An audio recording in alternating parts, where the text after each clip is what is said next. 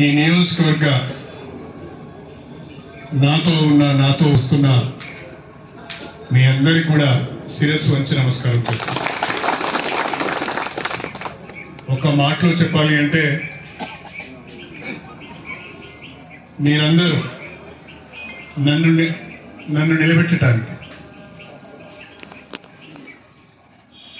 మీ యొక్క భవిష్యత్తును కూడా పరంగా పెట్టి, మీ రాజకీయ భవిష్యత్తును కూడా పరంగా పెట్టి కడియం శ్రీహరి వెంట నడవాలని,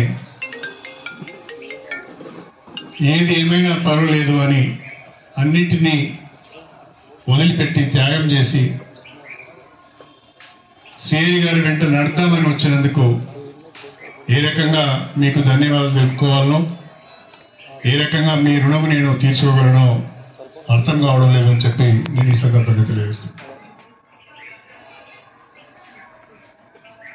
కానీ ఒక మాట మాత్రం మీకు చెప్పదలుచుకున్నా, నా రాజకీయ జీవితం స్టేషన్ గన్పూర్ నియోజకవర్గం నుంచే ప్రారంభమైంది.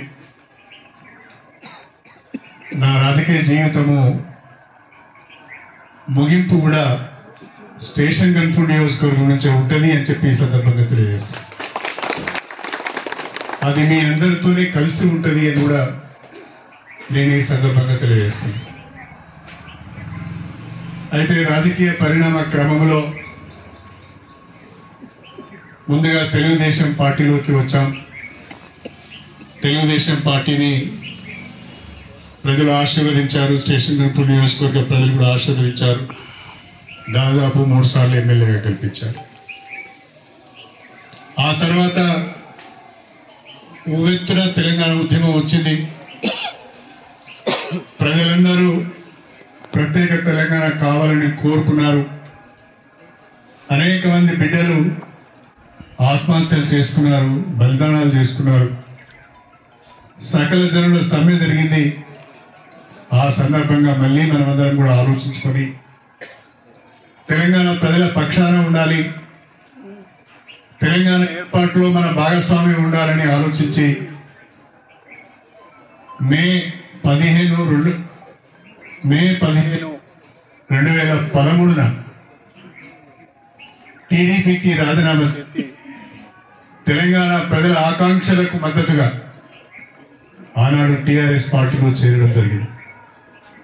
ఆ రోజు కూడా మీరందరూ టీడీపీకి రాజీనామా చేసి వచ్చినప్పుడు మీరందరూ కూడా నాతోని పయనించడం జరిగింది.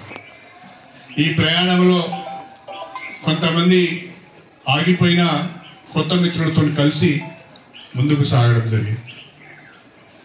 2014లో టీఆర్ఎస్ పార్టీ నుంచి ఎంపీగా పోటీ చేసినప్పుడు బ్రహ్మాండమైన మెజారిటీతో నన్ను ఎంపీగా గెలిపించారు, ఆశీర్వదించారు. స్టేషన్ గన్పూర్ నియోజకవర్గంలో 90,000 ఓట్ల మెజారిటీ వచ్చింది. మామూలు మాట కాదు. ఒక్క నియోజకవర్గంలో ఎంపీకి 90,000 ఓట్ల మెజారిటీ వచ్చింది. ఆ తర్వాత అనూహ్యమైన పరిస్థితులలో ఎంపీగా ఉన్న నన్ను పార్టీ పిలిచి నన్ను ఉప ముఖ్యమంత్రిని చేసింది. దాదాపు 4 సంవత్సరాలు ఉప ముఖ్యమంత్రిగా ఉన్నాను.